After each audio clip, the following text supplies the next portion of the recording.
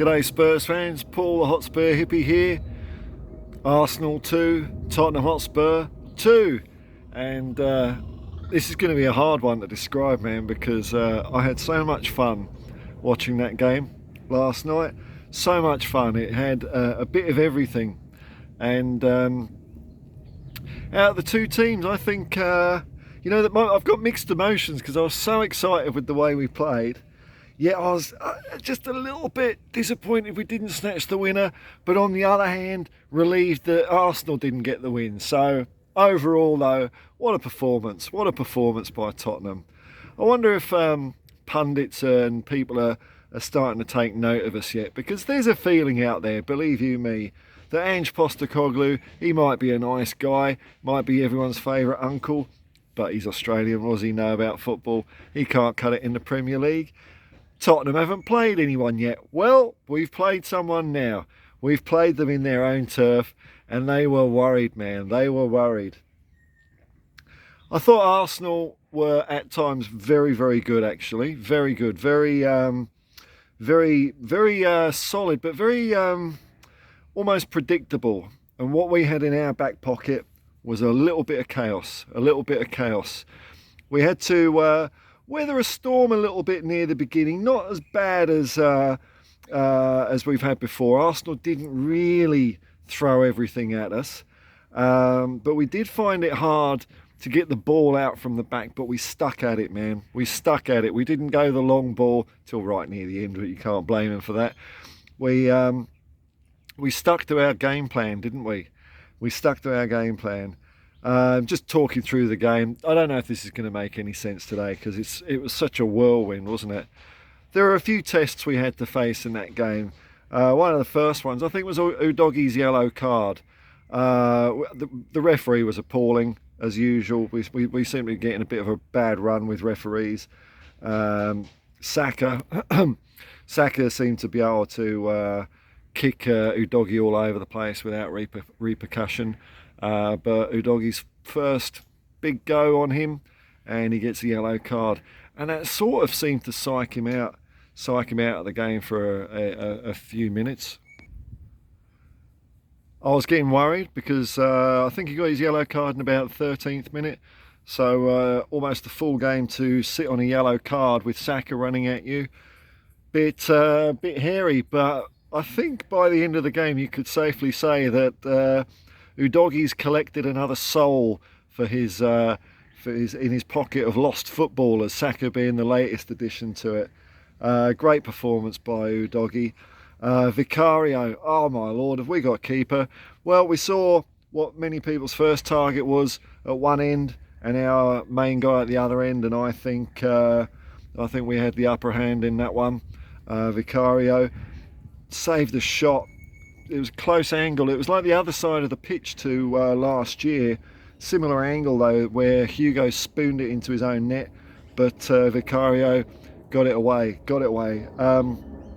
Romero, unlucky there with own goal. I mean, what can you do, eh? What can you do? And what I really liked was, after that goal, Vicario was all over Romero, getting his spirits up, obviously a bit downhearted for a wicked deflection to go into the back of the net. That was our spirit in general. We were very supportive of each other. I loved it, man. I loved it. Pedro Porro, amazing player. Really got up there.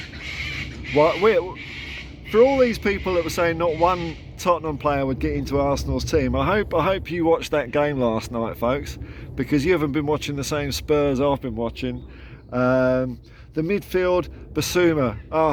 Look, Basuma and Maddison were just a bit one touch too many. Look, I'm not going to be critical though, because these things happen in football. Maddison almost had a real howler, but that's football, eh?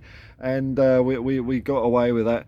And after that, there was a period of play where, when we started getting it out of the back, we were starting to look very, very threatening indeed. And I think Arsenal got a bit carried away with the fairies a little bit. I think they thought they had this game in the bag when they went 1-0 up, but they weren't banking on Maddison and Heung-min Son. I mean, I don't know how Maddison got to that ball right on the touchline, let alone knock it back for Son. And then I don't know how Son, with 3 players all around him, first time, cool as ice, perfect finish, 1-1. Beautiful, man, beautiful. The second half, I think we started coming up on top. We started putting them under a lot of pressure, but then it became a bit of an arm wrestle. Now, the Ramiro penalty, I think it was a fair enough penalty. I've seen worse given. I get it that he was quite close to the guy who took the shot, but for me, I think his arm was a little bit too high. If his arm was a bit lower, then okay, fair enough. But it was a bit high, so he is making himself a larger target. So I mean, I didn't mind the penalty given. I understand people saying 50-50. The problem is, though, when you slow things down in VAR, they don't look anything like they do at normal time. So it was obvious when you start doing it frame by frame and repeating it, then you're going to get a penalty given against you. But did we crumble? Did we fold? Did our heads go down? No, man, no. Because almost straight from the kickoff, some gooner made a cock up, and Maddison, perfect, made it look so easy. The perfect ball into Son, and Son, he just didn't look flustered. He didn't look flustered at all. What a captain, man! What a captain! He's turning out to be, one of the best recipients of the armband for years. He's leading by example, and another 2 goals at Highbury. I think that's the first time someone scored 2 goals at Highbury for, I don't know, quite a few years. Puts him clear of Thierry Henry in goals in North London derbies. Wonderful. And you know what? When we got that second goal, after I think Arsenal just got too cocky, man. I don't think they've got what we've got. Their heads went down. Their heads went down for a period. Their fans were absolutely shell-shocked. Now, as the second half went on, there was a real clenching few minutes where it seemed that Arsenal just kept on getting corner after corner, and I was thinking one of these is going to go in, but football struck back and it didn't go in. In fact, we had a pretty good chance near the end. So all in all, looking at this team, we've played apparently one of the best teams in the Premier League at their place now. That's the best the Premier League has got. They've been together. Arteta's project's been going 3 seasons. Ours been going barely 3 months. We've got a lot more to show, and I'm trying to sum up what it is. And I think I've just got to go back to Ange Postecoglou, man. Ange Postecoglou. You have to have something more than just wanting to win, and it's just so apparent that there is this incredible belief in the team and resilience. That I don't think there's anyone we can't go toe to toe with at the moment. There was a period in the game in the second half where it became a bit of an arm wrestle, and we were putting in some wonderful tackles up the pitch. Basuma, man, a monster. Van de Ven. I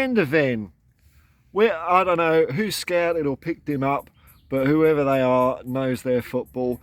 Ramiro, despite having those things go against him, the own goal and the penalty, were doing some great challenges up on our touchline, stopping the threat. Arsenal did have their chances. Vicario kept us out, kept us in the game. We never gave up, man. We never gave up, even at 100 minutes, because it was another 10 minutes of extra time. We never gave up.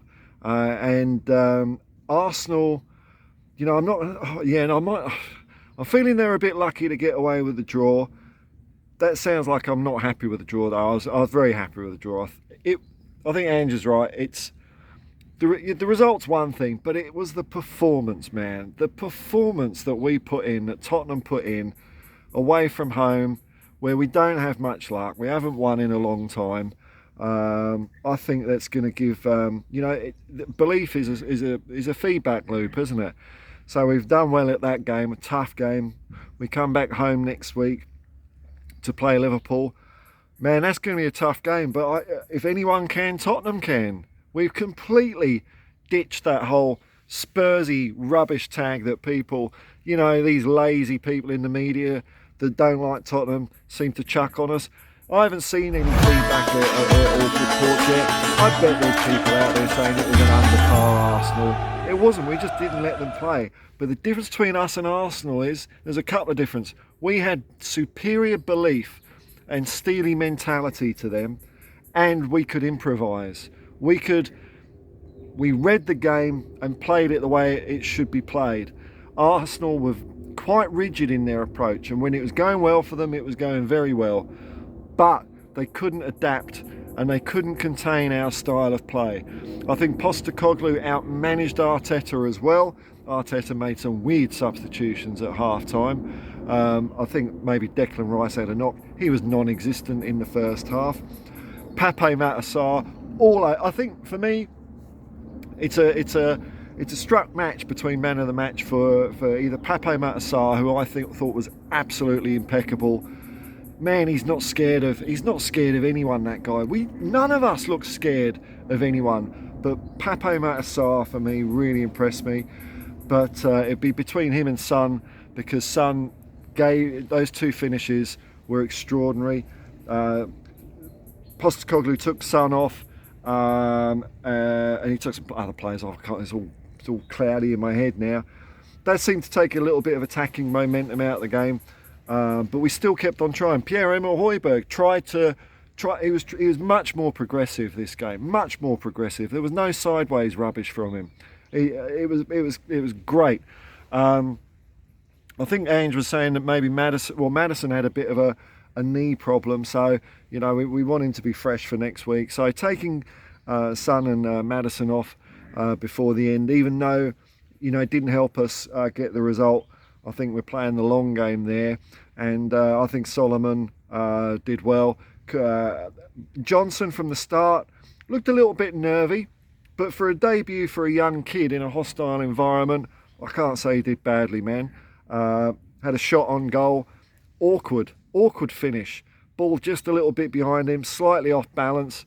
I thought he dug it out as best as he could, forced a great save out of Raya. Johnson pulled up with an injury later on in the game. I hope he's okay. But a pretty, satisfactory debut from Johnson. I think that's promising. If you can do that under those circumstances, I think the sky's the limit for the kid. Now, just on to the Hotspur Hippie Dreamometer here. Couple of changes here.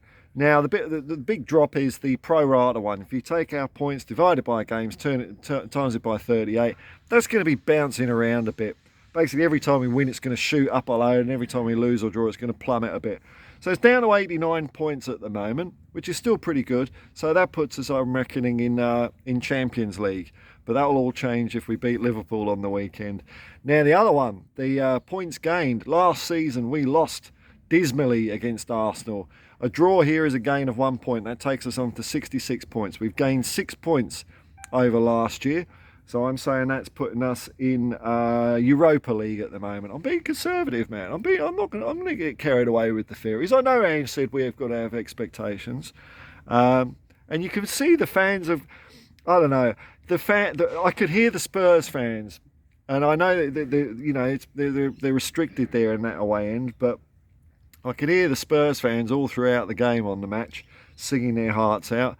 They believe, I believe, I'm sure some of you believe out there, the players certainly believe. Ange Postecoglou seemed very happy with the results results after the match. As for the general press out there, other teams, I don't think they believe yet. I don't think they believe, and that's in our favour. Let them underestimate us, because we're Tottenham Hotspur, by far the greatest football team the world has ever seen, and we're never stopping, man. We're coming at you. We're coming at you all year, every year. Peace and love, man, and come on, you Spurs.